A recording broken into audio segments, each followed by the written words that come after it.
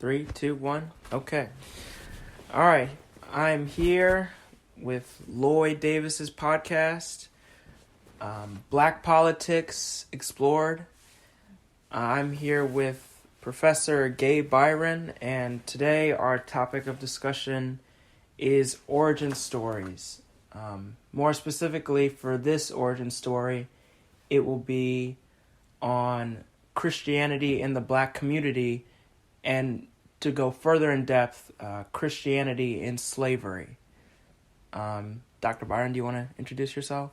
Yes, I do. Thank you very much, Lloyd, for having me on your segment, your podcast. I'm very honored and delighted to be here. I am... It's good to have you. Thank you.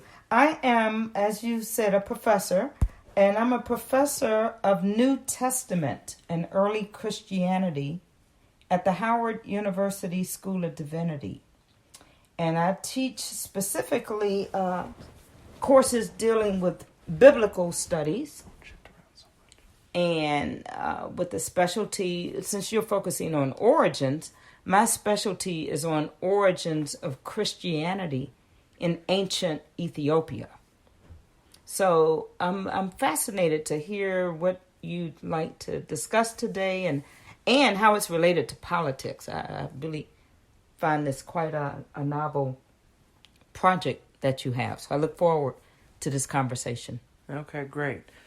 So this won't be too long. It'll just be short. So I had a couple questions to ask you, and we could kind of go back and forth about it for a little bit.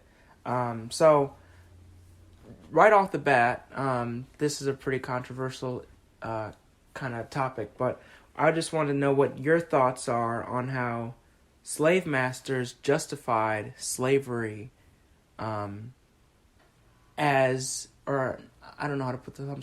justified slavery as a means of using Christianity to enforce it on the slaves. Yes. I just want to see to know what your thoughts were on that.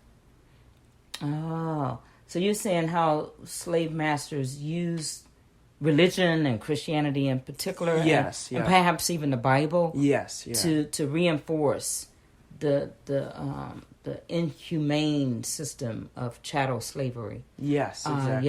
Yes.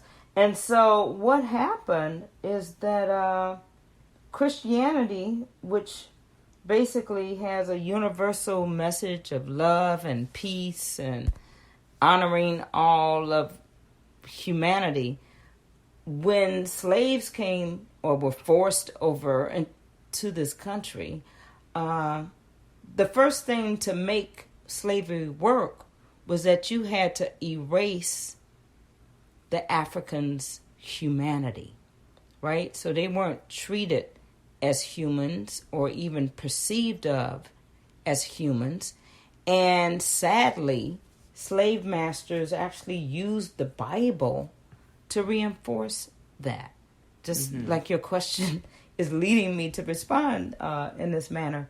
The Bible, the slave masters would use passages in the Bible, and a lot of these passages come from the Pauline epistles in the New Testament. Okay. That says, slaves, be obedient to your masters. Right. As to the Lord. Right? So they take one's faith in God and in Christianity and transfer that to being obedient to a master who's beating you down and depriving you of your human rights. Right. And the Bible is used in that way. We're back in Egypt during the times of pharaohs and everything, when they were making the pyramids and everything. Did they use the same logic there for the slaves in Egypt, or was it used differently in America, because that was thousands of years before? I just know if they used the same type of logic back then, or if they were just thinking of it as just slavery and they didn't try to put religion around it. Yeah, no, that's a very, very excellent point, because first of all, when you're doing any kind of analysis of slavery, it's important to do it within its own historical context. So chattel slavery is different from the slavery of early Christianity, which amongst that classical Greco-Roman slavery that came out of the Roman context, which is also different from the slavery that Moses and the Israelites had to deal with, right? So you have all of these different periods and people who had different systems of slavery. So slavery was not a new thing when it was imposed on the Africans coming, to the Americas, right? But to answer your question more specifically, when Moses was leading the Israelites out of the bondage of Pharaoh's slave system, that in effect wasn't necessarily predicated on religious presuppositions, right? Because a lot of times slavery is all about economic exploitation. Exactly. Right? So that's what's very important. But then in the U.S. context, they used religion to reinforce the economics of the system. But back for Moses' period, and he was all about liberation, right? So the same Bible could be read to be one that would liberate the oppressed, but the slave masters here in this country certainly wouldn't want you reading those passages about Moses leading all of the Israelites out of bondage and the Red Sea swallowing up Pharaoh's army. You wouldn't want slaves to have those kind of stories. So what would happen is that the Bible was used in a very limited way. Yes. To justify slavery. Right. It's kind of the same idea of how more in today's modern era, with everything becoming more liberal and more accepting, how people are taking the Bible and picking and choosing which parts that they want to accept and interpret and completely excluding all of the other negative, depending on how you look at it, negative, but all of the kind of tragedies that happen in the Bible and kind of ignoring all of that. I thought that was kind of interesting too. But, that's very good. Yeah, in my class, we also spoke about capitalism in slavery and how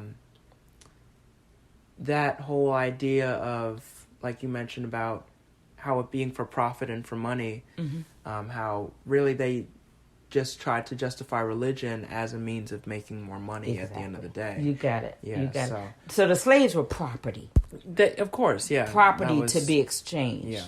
Yeah. Right, and property to generate income. Yeah. So you see that? Yeah. The next, I had a couple more points. This is good. Yeah. So, I also want to get your opinion on how religion has shaped the Black community, or more specifically Christianity, because it seems like Christianity is a very rooted down part of Black identity. And I find it very interesting how we go from something like that in slavery, where it was kind of forced upon us, to us kind of reclaiming the religion as our own. And I have another point about that, reclaiming that in another way, but I just want to know your thoughts about how it shaped our community. Yeah.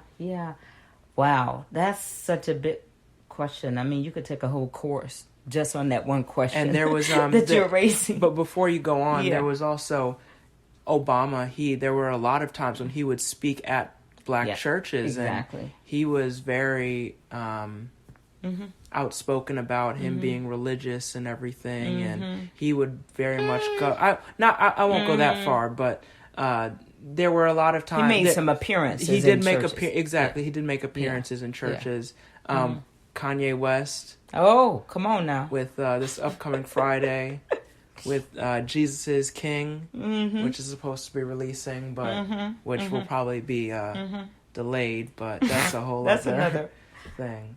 But you digress. Yeah, I digress. Yeah. So, but I just Let's go back to this. Yeah. So, what was the original question again, though? How religion has shaped the Black community. That's such a great question. I love that, because basically, the religion that was forced upon us, that was intended to keep us oppressed and limited, and in a white framework, if you will, Mm-hmm. an imposed limited box, if you will.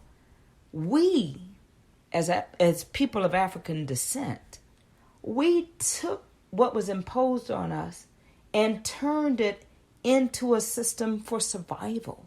Yes, yeah. And a system for resilience, to feed that inner spirit that was already in us before we arrived on these shores. So when we came to these shores, we still had the religions of Africa in us.